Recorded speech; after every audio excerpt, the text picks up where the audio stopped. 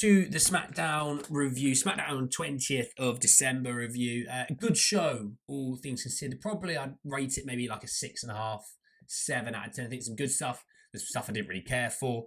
We're going to jump in and we'll talk. And it's starting out with Solo Sikoa answering Roman Reigns' challenge for Tribal Combat on the first episode of Raw on Netflix. Obviously, saying, hey, you leave your bloodline there, I'll leave my bloodline there. We'll have it out one-on-one. Now, this obviously I think is scheduled to be the main event of that Raw episode. And really, that kind of means one, it's either shenanigans, or two, and it could be one and two, is Rock will be there. Now, obviously, it's the first episode of Netflix. They're going to want to make it memorable and amazing for people to watch the first episode. And knowing that Rock will be there, or Rock turning up, garners a lot of attention, at least as well for the next episode of Raw. So I think Rock does show up. Obviously, this, by the way, I saw the rumors about a championship. It doesn't need that. Please don't do that. But I really did like that. Now, obviously, in the same promo segment, Drew comes out, which was, I think, a shock to everyone. No one expected Drew on SmackDown for one, but two, to interact with Solo was a weird one. But the long-term storytelling is Triple H's thing, and he talks about how you cost me at Clash of the Castle all those years ago. Kind of laying out and planting a seed of Drew is going to, kick the crap out of Solo, right? And he says, look, I don't know what I should do. Should I follow my head or heart? One tells me I should jump you right now. Another tells me I shouldn't.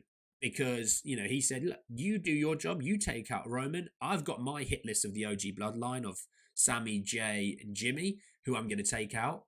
And after all this is done, you and I can have this out, which I quite like. Drew is obviously, in my opinion, the best act. Maybe Kevin Owens can probably have a shout on this, but the best act in WWE at the moment.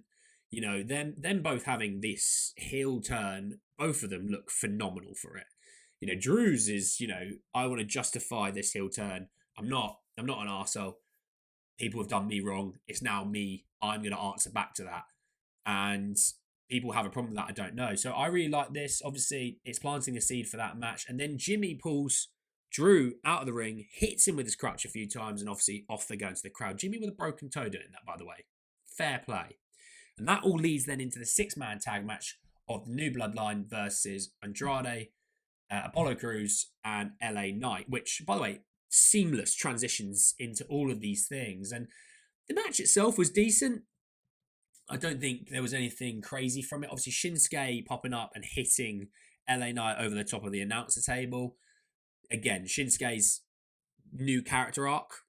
Yeah, I'm here for it. Push him to the moon and back, and then push him to the moon again. But yeah, obviously Solo picking up the win for the New Bloodline. Again, all right match, nothing crazy. I don't even really think it's setting anything up, but it's an all right match to be fair. Moving a little bit on from that, and I had a list of what was up next. I will actually talk about the Kevin Owens promo first and foremost. Sorry, good promo, 2 minutes long. Calling out management, calling out referees, and Cody. He should be champion. It wasn't my fault that I attacked Cody. It's their fault. Really great promo. Like I said, Kevin Owens' character arc.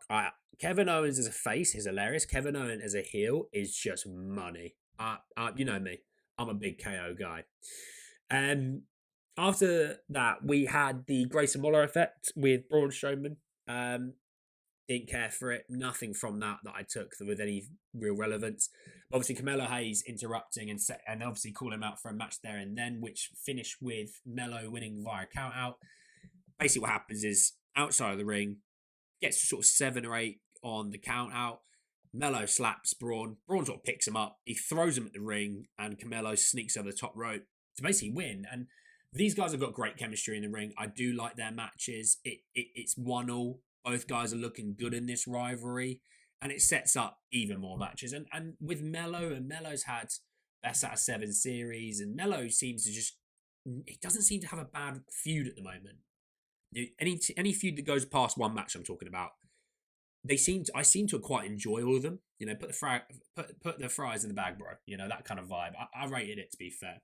You then had Johnny Gargano defeating Alex Shelley via roll up.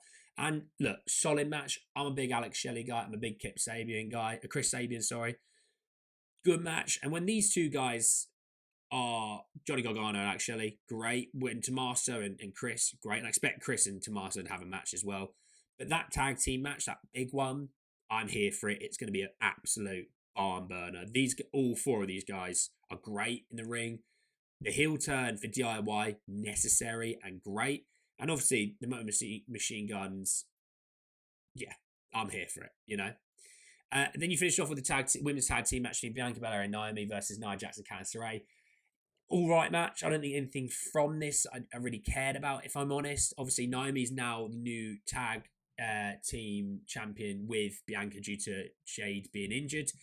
Look, if I'm honest, when Jade comes back and we find out if it was Bianca or if it's Naomi that attacked Jade needs to come back. She needs to kick the crap out of the person who did it. They need to push her to the moon and then into the title picture from that. We've seen Bianca as champion. I'm kind of that, you know, it's like that needs to be put on the afterburners, not afterburners. That needs to be put on ice for a bit now. I don't want to see her in the title picture for a while to come. Naomi's great. I like Naomi, but you know, if it is Naomi that attacked her, Jade needs to beat her into the title picture and then push her to the moon, because you can make a rock star out of Jade. You already kind of know what you have with the other two. All right, she has the star look more so than the other two, so you need to push that. Let me know your thoughts on SmackDown down below. I'll speak to you all very, very soon. Take care. Peace.